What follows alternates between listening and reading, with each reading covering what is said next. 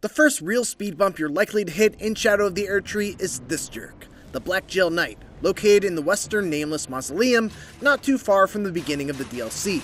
It's a tough fight for a number of reasons, so if you're struggling, here are some tips on how to bring him down.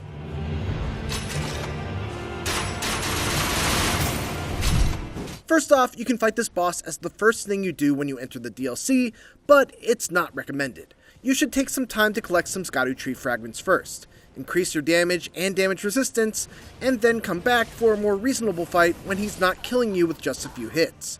We've got a video on how to get your Erdtree level up to +7 right out of the gate, meaning you'll be hitting 35% harder and taking about 35% less damage while in the Realm of Shadow. So go check that out if you're still struggling with this boss even after these strategies.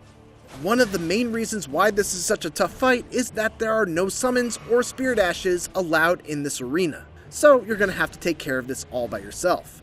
His moveset is extremely basic. It's just the standard greatsword moveset that hits hard and from a great distance, plus a jump attack and his weapon art. He can combo after any one of his normal attack swings, so regardless of what kind of build you're using, the one rule I want to emphasize in this fight is to avoid using basic attacks. Even if he's staggered, his attacks can come out of a stagger very quickly and deal a huge chunk of damage. It's also very tough to heal in this fight as the arena is small and he will stick to you like glue if you try to run away to heal. Other than that, you'll need to look for opportunities to land jump attacks, charge attacks, backstabs, or riposts as he's very vulnerable to parries. To that end, the Claw Talisman, which increases the power of jump attacks, and the Axe Talisman, which increases the power of charge attacks, are two very useful talismans to have in this fight. Let's start with some general recommendations for this fight, regardless of what build you're using. You don't want to trade blows against the Blackgaol Knight, so instead be patient and wait for safe punishment opportunities. The most obvious one of these is when he fires his barrage of crossbow bolts. You have enough time here to even land a full-on two-handed charge attack. The next big opportunity is when he does his jumping slash. Roll through it and either do your own jump attack right back, or you can take a bit of a risk and try to run to his back and get a backstab.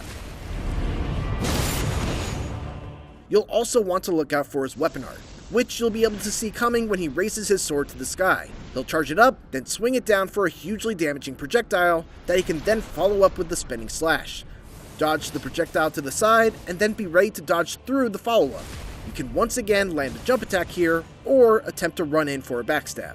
As for his regular attacks, you're taking a big risk by trying to attack him after any of them. He can delay his combos and catch you when you thought his combo was done. My recommendation would be to only attack with a jump attack after he whiffs one of his basic attacks. If you block an attack or dodge, just keep moving back and wait for his next move. Keep an eye out for when his health reaches a bit less than half, as he will heal himself once.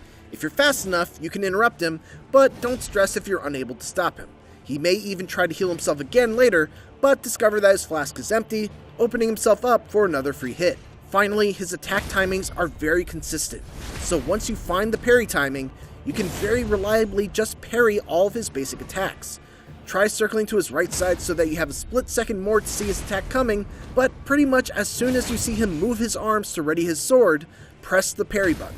All of this is made much easier with a buckler parry, but it's more than possible with a regular shield parry as well. Don't get greedy after you land the riposte. Just back away, reset, and wait for him to come in again. When it comes to healing, these opportunities to attack are also opportunities to heal. So if you need to heal, look for these opportunities instead of just trying to heal when you put a bunch of distance between you two. As said before, he's fast, and if he hits you while you're still drinking a flask, it's a waste of a flask. If you're an intelligence build, one Ash of War that you should consider packing with you is Corian Grandeur, which you can find right here in the Corian Manor, located near the end of a path leading south from the door to the Royal Knight Loretta boss. After dodging the initial barrage of crossbow bolts, you can charge a level 2 attack with the Corian Grandeur to put the knight on the ground, and then charge up another one to level 2 before he gets up. Wash, rinse, repeat until you're out of stamina, and then do it again when you have an opportunity to attack. And that's all you need to know to beat the Blackgaol Knight in Shadow of the Erdtree. To summarize, be patient, don't trade blows with him. If you're comfortable with parries, use them. Make sure that you're hitting him with jump attacks, charge attacks, backstabs, or riposte from parries almost exclusively during his vulnerable windows, and if you use magic, consider using the Corian Grandeur Ash of War. Thanks for watching, and for more Shadow of the Erdtree boss guides, make sure to check out our video on how to beat the Dancing Lion and Rolana. And for everything else, keep it here on IGN.